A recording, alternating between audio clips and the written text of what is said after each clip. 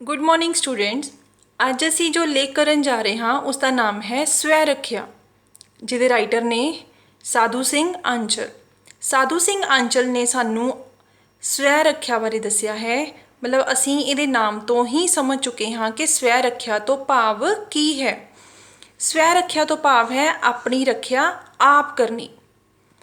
ਕਹਿੰਦੇ ਕਿ ਮਨੁੱਖ ਨੂੰ ਮਤਲਬ ਜ਼ਰੂਰੀ ਨਹੀਂ ਹੈ ਕਿ ਉਹ ਆਪਣੇ ਆਪ ਦਾ ਬਚਾਅ ਮਤਲਬ ਜਿਵੇਂ ਹਥਿਆਰਾਂ ਦੀ ਮਦਦ ਨਾਲ ਹੀ ਕਰ ਸਕੇ।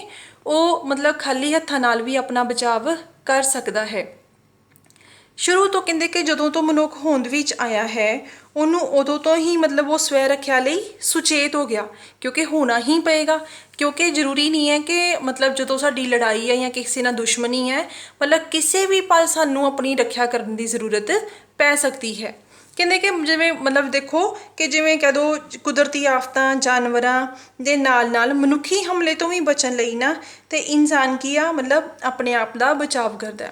ਕੋਈ ਡੰਡੇ ਲਾਠੀ ਇਸ ਤਰ੍ਹਾਂ ਦੀ ਚੀਜ਼ਾਂ ਵਰਤਦਾ ਤੇ ਕੋਈ ਆਪਣੇ ਖਾਲੀ ਹੱਥਾਂ ਦੀ ਵਰਤੋਂ ਕਰਦਾ। ਕਹਿੰਦੇ ਕਿ ਅਸੀਂ ਜਦੋਂ ਆਪਣੀ ਕਈ ਵਾਰੀ ਮਨੁੱਖ ਦੀ ਪਹਿਲਾਂ ਹੁੰਦੀ ਸੀ ਲੜਾਈ ਹੱਥੋਂ ਹੱਥ ਦੀ ਲੜਾਈ, ਮਤਲਬ ਕਿ ਬਿਨਾਂ ਕਿਸੇ ਹਥਿਆਰਾਂ ਤੋਂ ਲੜਾਈ ਲੜਨੀ। ਫਿਰ ਕਹਿੰਦੇ ਕਿ ਫਿਰ ਮਨੁੱਖ ਨੇ ਕੀ ਕੀਤਾ, ਇਸ ਵਿੱਚ ਤਲਵਾਰਾਂ ਲਾਠੀਆਂ ਨਾਲ ਆਪਣਾ ਬਚਾਵ ਕਰਨਾ ਸ਼ੁਰੂ ਕਰ ਦਿੱਤਾ। ਫਿਰ ਉਹਨੇ ਕਈ ਪੈਰੀ ਤਰੀਕੇ ਅਪਣਾਏ ਕਿ ਜਿਹਦੇ ਨਾਲ ਮਨੁੱਖ ਆਪਣਾ ਬਚਾਵ ਕਰ ਸਕੇ। ਉਹਦੇ ਵਾਸਤੇ ਉਹਨਾਂ ਨੇ ਇੱਕ ਗੱਤਕੇਬਾਜ਼ੀ ਦਾ ਵੀ ਦੱਸਿਆ ਕਿ ਗੱਤਕੇਬਾਜ਼ੀ ਜਿਹੜੀ ਹੈ ਉਹ ਪੈਰੀ ਤਰੀਕੇ ਅਪਣਾਉਣ ਦੇ ਵਿੱਚ ਮਤਲਬ ਉਹ ਕਾਫੀ ਹੈਗੀ ਅੱਛੀ। ਉਹਦੇ ਨਾਲ ਕੀ ਹੈ ਕਿ ਅਸੀਂ ਆਪਣਾ ਕਮਰ ਦੇ ਥੱਲੇ ਦਾ ਹਿੱਸੇ ਦਾ ਬਚਾਵ ਕਰ ਸਕਦੇ ਹਾਂ। ਗੱਤਕੇਬਾਜ਼ੀ ਕਿਹਨੂੰ ਕਹਿੰਦੇ ਨੇ? ਤੁਸੀਂ ਦੇਖਿਆ ਹੋਏਗਾ ਕਿ ਤਲਵਾਰਾਂ ਨਾਲ ਜੋ ਹੁਨਰ ਦਿਖਾਉਂਦੇ ਨੇ। ਅਸੀਂ ਕਈ ਵਾਰੀ ਨਗਰ ਕੀਰਤਨ ਦੇ ਵਿੱਚ ਵੀ ਗੱਤਕਾ ਖੇਲਦੇ ਦੇਖਿਆ, ਜੋ ਤਲਵਾਰਾਂ ਨਾਲ ਆਪਣਾ ਹੁਨਰ ਕਰਕੇ ਦਿਖਾਉਂਦੇ ਨੇ। ਠੀਕ ਹੈ, ਇਹਦੇ ਵਿੱਚ ਸਾਨੂੰ ਦੇਖੋ ਰਾਈਟਰ ਨੇ ਸਾਨੂੰ ਮੇਨ ਇਹ ਚੀਜ਼ ਦੱਸੀ ਹੈ ਕਿ ਮਨੁੱਖ ਆਪਣਾ ਬਚਾਅ ਲਾਠੀ ਤਲਵਾਰ ਡੰਡਿਆਂ ਤੋਂ ਇਲਾਵਾ ਆਪਣੇ ਸਰੀਰ ਦੇ ਅੰਗਾਂ ਨਾਲ ਵੀ ਆਪਣਾ ਬਚਾਵ ਕਰ ਸਕਦਾ ਹੈ। ਕਹਿੰਦੇ ਕਿ ਸਾਡੇ ਕੋਲ ਆਪਣੇ ਕੁਦਰਤੀ ਮਤਲਬ ਨੈਚੁਰਲ ਸਾਨੂੰ ਮਤਲਬ ਪਰਮਾਤਮਾ ਨੇ ਸਾਡੇ ਹੱਥ ਪੈਰ ਸਰੀਰ ਇਸ ਤਰ੍ਹਾਂ ਦਿੱਤਾ ਹੈ ਕਿ ਅਸੀਂ ਆਪਣੇ ਇਹਨਾਂ ਹੱਥਾਂ ਪੈਰਾਂ ਦੀ ਵਰਤੋਂ ਕਰਕੇ ਆਪਣਾ ਬਚਾਵ ਕਰ ਸਕਦੇ ਹਾਂ। ਉਹਦੇ ਵਾਸਤੇ ਸਭ ਤੋਂ ਵੱਡੀ ਤਕਨੀਕ ਕਿਹੜੀ ਹੈ? ਕਰਾਟੇ। ਕਹਿੰਦੇ ਕਿ ਸਾਧੂ ਸਿੰਘ ਆਂਚਲ ਕਹਿੰਦੇ ਨੇ ਕਿ ਇਨਸਾਨ ਨੂੰ ਆਪਣੀ ਜ਼ਿੰਦਗੀ ਦੇ ਵਿੱਚ ਹਰ ਇੱਕ ਇਨਸਾਨ ਨੂੰ, ਚਾਹੇ ਉਹ ਇਸਤਰੀ ਹੈ ਬਜ਼ੁਰਗ ਹੈ ਬੱਚਾ ਹੈ, ਹਰ ਇਨਸਾਨ ਨੂੰ ਆਪਣਾ ਬਚਾਵ ਕਰਨਾ ਆਉਣਾ ਚਾਹੀਦਾ ਹੈ। ਉਹਦੇ ਵਾਸਤੇ ਕੀ ਹੈ? ਕਰਾਟੇ ਸਿੱਖਣੇ ਜ਼ਰੂਰੀ ਨੇ। ਹੁਣ ਕਰਾਟੇ ਸ਼ਬਦ ਦਾ ਕੀ ਅਰਥ ਹੈ? ਦੇਖੋ ਕਰਾਟੇ ਦੋ ਸ਼ਬਦਾਂ ਦੇ ਜੋੜ ਤੋਂ ਬਣਿਆ ਹੈ, ਕਰ ਪਲੱਸ ਟੇ। ਕਰ ਦਾ ਕੀ ਅਰਥ ਹੈ? ਖਾਲੀ। ਟੇ ਦਾ ਅਰਥ ਹੈ ਹੱਥ। ਕਰ ਪਲੱਸ ਟੇ ਕੀ ਬਣ ਗਿਆ? ਕਰਾਟੇ। ਔਰ ਖਾਲੀ ਹੱਥ ਭਾਵ ਖਾਲੀ ਹੱਥਾਂ ਨਾਲ ਕੀਤੀ ਗਈ ਰੱਖਿਆ। ਕਹਿੰਦੇ ਕਿ ਜਦੋਂ ਇਹ ਮਤਲਬ ਇੱਕ ਜਾਪਾਨੀ ਭਾਸ਼ਾ ਦਾ ਸ਼ਬਦ ਹੈ ਔਰ ਇਸ ਨੂੰ ਅਸੀਂ ਜੁਡੋ ਵੀ ਕਹਿ ਦਿੰਦੇ ਹਾਂ। ਇਸ ਤੋਂ ਭਾਵ ਹੋ ਗਿਆ ਕਿ ਜੇਕਰ ਤੁਸੀਂ ਸਰੀਰਕ ਤੌਰ 'ਤੇ ਤਾਕਤਵਰ ਹੋ, ਪਰ ਇਹ ਵੀ ਨਹੀਂ ਹੈ ਕਿ ਅਸੀਂ ਜ਼ਰੂਰੀ ਹੀ ਸਾਨੂੰ ਮਤਲਬ ਪਹਿਲਵਾਨਾਂ ਵਰਗਾ ਸਰੀਰ ਹੋਣਾ ਚਾਹੀਦਾ, ਪੂਰੀ ਬੋਡੀ 'ਚ ਤਾਕਤ ਹੋਣੀ ਚਾਹੀਦੀ ਹੈ। ਕਹਿੰਦੇ ਕਿ ਕਮਜ਼ੋਰ ਸਰੀਰ ਵੀ ਆਪਣੀ ਜਦੋਂ ਜ਼ਰੂਰਤ ਪੈਂਦੀ ਹੈ ਨਾ ਤੇ ਆਪਣੀ ਪੂਰੀ ਤਾਕਤ ਦਿਖਾ ਸਕਦਾ ਹੈ। ਕਹਿੰਦੇ ਖਾਲੀ ਹੱਥਾਂ ਨਾਲ ਦੁਸ਼ਮਣ ਨੂੰ ਅਸੀਂ ਹਰਾ ਸਕਦੇ ਹਾਂ। ਉਹਦੇ ਵਾਸਤੇ ਕੀ ਜ਼ਰੂਰੀ ਹੈ? ਕਰਾਟੇ ਸਿੱਖਣੇ ਜ਼ਰੂਰੀ ਨੇ। ਇਸ ਵਿੱਚ ਮੁਹਾਰਤ ਹਾਸਲ ਕਰਨ ਲਈ ਮਤਲਬ ਤੁਸੀਂ ਆਪਣੇ ਸਰੀਰ ਨੂੰ ਮਜ਼ਬੂਤ ਬਣਾ ਸਕਦੇ ਹੋ। ਕਹਿੰਦੇ ਕਿ ਉਸ ਟਾਈਮ 'ਤੇ ਆਪਣੀ ਕੀ ਹੈ ਕਿ ਸਵੈ ਰੱਖਿਆ ਲਈ ਸਾਨੂੰ ਕੀ ਹੈ? ਦਿਲ ਦਿਮਾਗ ਦਾ ਇੱਕੋ ਵੇਲੇ ਸਾਥ ਵੀ ਜ਼ਰੂਰੀ ਹੈ। ਕਿਉਂਕਿ ਕਈ ਵਾਰੀ ਹੁੰਦਾ ਹੈ ਕਿ ਕੋਈ ਮੁਸੀਬਤ ਆਉਂਦੀ ਹੈ ਨਾ ਤੇ ਇਨਸਾਨ ਘਬਰਾ ਜਾਂਦਾ ਹੈ। ਘਬਰਾ ਗਿਆ ਤੇ ਉਹ ਜਿਹੜੀ ਮੁਸੀਬਤ ਹੈ ਨਾ ਉਹਦੇ ਨਾਲ ਆਪਣਾ ਮਤਲਬ ਲੜਾਈ ਨਹੀਂ ਕਰ ਸਕਦਾ। ਉਹਦੇ ਵਾਸਤੇ ਕੀ ਹੈ? ਸਾਨੂੰ ਅੰਦਰੋਂ ਵੀ ਮਜ਼ਬੂਤ, ਜ਼ਰੂਰੀ ਨਹੀਂ ਹੈ ਕਿ ਸਰੀਰ ਮਜ਼ਬੂਤ ਹੋਵੇ। ਉਹਦੇ ਵਾਸਤੇ ਕੀ ਹੈ? ਸਾਨੂੰ ਅੰਦਰੋਂ ਵੀ ਮਜ਼ਬੂਤ ਹੋਣਾ ਪਏਗਾ। ਇੱਕਦਮ ਜੇ ਕੋਈ ਮੁਸੀਬਤ ਆ ਗਈ ਹੈ ਤੇ ਜੇ ਸਾਡਾ ਦਿਲ ਵੀ ਸਟਰੋਂਗ ਹੈ, ਅਸੀਂ ਅੰਦਰੋਂ ਵੀ ਮਜ਼ਬੂਤ ਆ, ਸਰੀਰ ਤੇ ਸਾਡਾ ਠੀਕ ਹੈ ਸਟਰੋਂਗ ਹੋ ਜਾਂਦਾ ਹੈ। ਕਿਉਂਕਿ ਜਦੋਂ ਸਾਡਾ ਅੰਦਰ ਸਟਰੋਂਗ ਹੋ ਗਿਆ ਨਾ ਤੇ ਸਾਡਾ ਸਰੀਰ ਵੀ ਆਪਣੇ ਆਪ ਪੂਰਾ ਸਾਥ ਦੇ ਦਿੰਦਾ।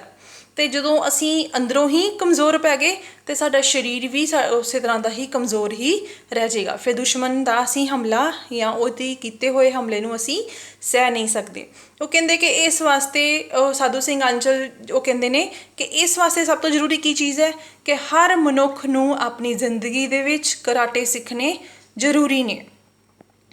ਹੁਣ ਕਰਾਟੇ ਦੇ ਗੁਰੂ ਕੌਣ ਨੇ? ਕਰਾਟੇ ਦੇ ਗੁਰੂ ਨੇ ਮੀਚਨ ਫੁਨਾਕਸ਼ੀ। ਮੀਚਨ ਫੁਨਾਕਸ਼ੀ ਔਰ ਕਰਾਟੇ ਦਾ ਆਰੰਭ ਹੋਇਆ ਹੈ, ਦੇਖੋ ਕਰਾਟੇ ਅਸੀਂ ਕਹੀਏ ਕਿ ਕਰਾਟੇ ਦਾ ਆਰੰਭ ਕੇਰਲ ਤੋਂ ਹੋਇਆ। ਠੀਕ ਹੈ, ਕਰਾਟੇ ਦਾ ਆਰੰਭ ਕੇਰਲ ਤੋਂ ਅਤੇ ਇਸ ਦਾ ਵਿਕਾਸ ਕਿੱਥੇ ਹੋਇਆ? ਜਾਪਾਨ ਦੇ ਵਿੱਚ। ਔਰ ਇਹਦੇ ਗੁਰੂ ਕੌਣ ਨੇ? ਮੀਚਨ ਫੁਨਾਕਸ਼ੀ।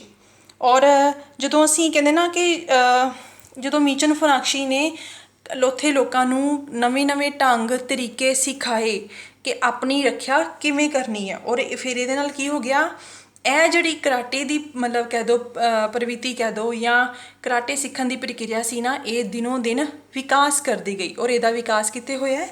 ਜਾਪਾਨ ਦੇ ਵਿੱਚ। ਔਰ ਕਹਿੰਦੇ ਕਿ ਅਸੀਂ ਕੀ ਕਰ ਸਕਦੇ ਹਾਂ, ਸਭ ਤੋਂ ਪਹਿਲੇ ਆਪਣੇ ਹੱਥਾਂ ਦੀ ਵਰਤੋਂ ਕਿਵੇਂ ਕਰਦੇ ਹਾਂ। ਦੇਖੋ ਆਪਣੀ ਹੱਥਾਂ ਦੀ ਮਤਲਬ ਆਪਣੀ ਉਂਗਲਾਂ ਨੂੰ ਫੋਲਡ ਕਰੋ, ਇੱਕ ਮੁੱਠੀ ਬਣ ਗਈ। ਔਰ ਕਹਿੰਦੇ ਕਿ ਇਹਦੇ ਨਾਲ ਅਸੀਂ ਹਮਲਾਵਰ 'ਤੇ ਇੰਨਾ ਮਜ਼ਬੂਤ ਪੰਚ ਮਾਰ ਸਕਦੇ ਹਾਂ ਕਿ ਉਹਦਾ ਅਸੀਂ ਜਬਾੜਾ ਤੱਕ ਹਿਲਾ ਸਕਦੇ ਹਾਂ। ਲੇਕਿਨ ਇਹਦੇ ਵਾਸਤੇ ਕੀ ਚਾਹੀਦੀ ਹੈ? ਸਾਨੂੰ ਸਰੀਰ ਦੀ ਤਾਕਤ ਤੇ ਚਾਹੀਦੀ ਹੈ, ਲੇਕਿਨ ਇਹਦੇ ਨਾਲ ਸਾਨੂੰ ਅੰਦਰ ਦੀ ਤਾਕਤ ਦਾ ਵੀ ਹੋਣਾ ਜ਼ਰੂਰੀ ਹੈ। ਇਸ ਕਰਕੇ ਹਰ ਇਨਸਾਨ ਨੂੰ ਆਪਣੀ ਜ਼ਿੰਦਗੀ ਦੇ ਵਿੱਚ ਕਰਾਟੇ ਸਿੱਖਣੇ ਬਹੁਤ ਜ਼ਰੂਰੀ ਨੇ। ਹੁਣ ਉਹਨਾਂ ਨੇ ਦੱਸਿਆ ਹੈ ਕਿ ਸਰੀਰ ਦੇ ਮਜ਼ਬੂਤ ਅੰਗ ਕਿਹੜੇ ਕਿਹੜੇ ਨੇ। ਕਹਿੰਦੇ ਕਿ ਪੈਰ ਦਾ ਠੁੱਡਾ। ਪੈਰ ਦਾ ਠੁੱਡਾ ਤੁਸੀਂ ਸਮਝਦੇ ਹੋ ਕਿ ਜਿਹੜੀ ਪੈਰ ਦੀਆਂ ਉਂਗਲਾਂ ਨੇ, ਅਗਲੇ ਵਾਲਾ ਹਿੱਸਾ, ਅਸੀਂ ਉਹਦੇ ਨਾਲ ਠੁੱਡਾ ਮਾਰ ਕੇ ਵੀ ਹਮਲਾਵਰ ਨੂੰ ਅਸੀਂ ਮਤਲਬ ਕਮਜ਼ੋਰ ਕਰ ਸਕਦੇ ਹਾਂ। ਉਹ ਕਹਿੰਦੇ ਕਿ ਮਤਲਬ ਪੈਰ ਦਾ ਠੁੱਡਾ ਮਾਰ ਕੇ ਅਸੀਂ ਜਦੋਂ ਮਤਲਬ ਉਹਦੀ ਹਮਲਾਵਰ ਦੀਆਂ ਲੱਤਾਂ ਅਤੇ ਪੈਰਾਂ ਦਾ ਪ੍ਰਯੋਗ ਕਰਕੇ ਹਮਲਾਵਰ ਨੂੰ ਮਤਲਬ ਵੀਕ ਕਰ ਸਕਦੇ ਹਾਂ, ਕਮਜ਼ੋਰ ਕਰ ਸਕਦੇ ਹਾਂ। ਕਹਿੰਦੇ ਕਿ ਫਿਰ ਇਹ ਵੀ ਗੱਲ ਆ ਕਿ ਇੱਕ ਸਭ ਤੋਂ ਅਨੋਖਾ ਤਰੀਕਾ ਕੀ ਆ ਕਿ ਜਿਹੜਾ ਪੈਰ ਦਾ ਮਾਰਿਆ ਗਿਆ ਠੁੱਡਾ ਅਚਾਨਕ ਜਦੋਂ ਵੱਜਦਾ ਹੈ ਨਾ, ਤੇ ਕਹਿੰਦੇ ਕਿ ਅਗਲਾ ਬੰਦਾ ਉੱਥੇ ਹੀ ਬੈਠ ਜਾਂਦਾ। ਅਗਲਾ ਹੈ ਗੋਡੇ। ਕਹਿੰਦੇ ਕਿ ਗੋਡੇ ਸਰੀਰ ਦਾ ਸਭ ਤੋਂ ਮਜ਼ਬੂਤ ਜੋੜ ਹੈ।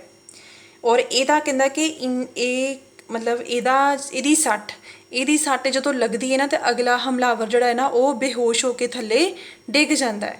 ਫਿਰ ਅਗਲਾ ਹੈ ਕੂਹਣੀ ਜਿਹਨੂੰ ਅਸੀਂ ਐਲਬੋ ਬੋਲਦੇ ਹਾਂ, ਕਿ ਕੂਹਣੀ ਨਾਲ ਕੀਤਾ ਗਿਆ ਵੀ ਹਮਲਾ ਅਗਲੇ ਬੰਦੇ ਨੂੰ ਮਜ਼ਾ ਚੁਕਾ ਦਿੰਦਾ ਹੈ। ਕਹਿੰਦੇ ਕਿ ਇਸ ਕਰਕੇ ਆਪਣੇ ਸਰੀਰ ਨੂੰ ਮਜ਼ਬੂਤ ਕਰਨਾ ਵੀ ਜ਼ਰੂਰੀ ਹੈ, ਅਤੇ ਨਾਲ ਨਾਲ ਆਪਣਾ ਅੰਦਰੋਂ ਵੀ ਸਾਨੂੰ ਮਜ਼ਬੂਤ ਹੋਣਾ ਪਏਗਾ। ਔਰ ਉਹਦੇ ਵਾਸਤੇ ਸਾਨੂੰ ਕੀ ਸਿੱਖਣਾ ਪਏਗਾ? ਕਰਾਟੇ। ਫਿਰ ਕਹਿੰਦੇ ਕਿ ਹੱਥਾਂ ਦੀ ਵਰਤੋਂ, ਦੇਖੋ ਜਿਵੇਂ ਮੈਂ ਤੁਹਾਨੂੰ ਪਹਿਲੇ ਦੱਸਿਆ ਸੀ ਕਿ ਹੱਥਾਂ ਦੀ ਵਰਤੋਂ ਅਸੀਂ ਮਤਲਬ ਇੱਕ ਬੰਦ ਮੁੱਠੀ ਦਾ ਮੁੱਕਾ ਬਣਾ ਸਕਦੇ ਹਾਂ। ਫਿਰ ਅਸੀਂ ਦਿਲ 'ਤੇ ਮਾਰ ਸਕਦੇ ਹਾਂ ਉਹ ਅਗਲੇ ਦੇ। ਫਿਰ ਉਹ ਕਹਿੰਦੇ ਕਿ ਜਦੋਂ ਹੱਥ ਦੀ ਵਰਤੋਂ ਅਸੀਂ ਥੱਪੜ ਮਾਰਨ 'ਚ ਵੀ ਕਰ ਸਕਦੇ ਹਾਂ। ਕਹਿੰਦੇ ਕਿ ਆਪਣਾ ਬਚਾਵ, ਚਾਹੇ ਉਹ ਲੜਕੀ ਹੈ, ਚਾਹੇ ਉਹ ਲੜਕਾ ਹੈ, ਚਾਹੇ ਉਹ ਬਜ਼ੁਰਗ ਹੈ, ਚਾਹੇ ਉਹ ਬੱਚਾ ਹੈ, ਮਤਲਬ ਇਹ ਸਾਰੇ ਤੌਰ ਤਰੀਕੇ ਸਿੱਖਣੇ ਜ਼ਰੂਰੀ ਨੇ। ਜੇ ਇਹ ਸਾਨੂੰ ਤਰੀਕੇ ਆਉਣਗੇ ਤਾਂ ਅਸੀਂ ਬੇਫਿਕਰੇ ਹੋ ਕੇ ਕਿਸੇ ਵੀ ਜਗ੍ਹਾ 'ਤੇ ਬੜੇ ਆਰਾਮ ਨਾਲ ਜਾ ਸਕਦੇ ਹਾਂ।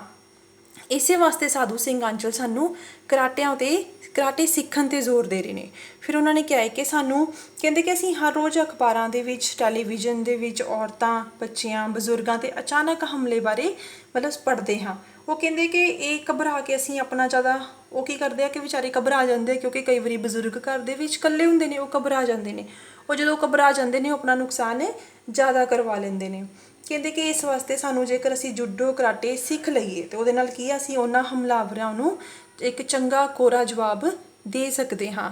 ਨਾ ਹੀ ਉਹਦੇ ਨਾਲ ਕੀ ਹੋਏਗਾ, ਉਹ ਸਾਡਾ ਨੁਕਸਾਨ ਕਰ ਸਕਦੇ ਨੇ, ਅਤੇ ਨਾ ਹੀ ਉਹ ਘਰ ਦੇ ਵਿੱਚੋਂ ਕੋਈ ਚੋਰੀ ਕਰ ਸਕਦੇ ਨੇ, ਔਰ ਮਤਲਬ ਆਪਣਾ ਬਚਾਵ ਕਰ ਸਕਦੇ ਹਾਂ। ਇਸ ਵਾਸਤੇ ਕਹਿੰਦਾ ਹੈ ਕਿ ਰੋਜ਼ਾਨਾ ਦਾ ਅਭਿਆਸ ਆਦਮੀ ਨੂੰ ਕੀ ਕਰਦਾ ਹੈ? ਸਰੀਰ ਨੂੰ ਤਾਕਤਵਰ ਬਣਾ ਦਿੰਦਾ ਹੈ। ਅਤੇ ਇਹਦੇ ਨਾਲ ਕਿਹਦੇ ਨਾਲ? ਕਰਾਟੇ ਦੀ ਪ੍ਰੈਕਟਿਸ ਦੇ ਨਾਲ। ਅਤੇ ਉਹਦੇ ਨਾਲ ਕੀ ਹੋਏਗਾ? ਕਹਿੰਦੇ ਕਿ ਸਾਡਾ ਹਾਜ਼ਮਾ ਵੀ ਦਰੁਸਤ ਹੋ ਜਾਂਦਾ ਹੈ, ਅਤੇ ਮਾਨਸਿਕ ਤੌਰ 'ਤੇ, ਸਰੀਰਕ ਤੌਰ 'ਤੇ ਸਾਨੂੰ ਤਾਕਤ ਮਿਲਦੀ ਹੈ। ਔਰ ਆਤਮ ਬਲ ਹੋ ਗਿਆ ਨਾ, ਕਿ ਸਾਨੂੰ ਅੰਦਰੋਂ ਮਜ਼ਬੂਤ ਕਰ ਦਿੰਦਾ ਹੈ। ਇਸ ਕਰਕੇ ਕਹਿੰਦੇ ਕਿ ਸਵੈ ਰੱਖਿਆ ਕਰਨ ਲਈ ਸਾਨੂੰ ਕੋਈ ਨਾ ਕੋਈ ਟੈਕਨੀਕ ਜ਼ਰੂਰ ਸਿੱਖਣੀ ਚਾਹੀਦੀ ਹੈ। ਔਰ ਉਹਦੇ ਵਾਸਤੇ ਸਭ ਤੋਂ ਵਧੀਆ ਟੈਕਨੀਕ ਕਿਹੜੀ ਹੋਗੀ?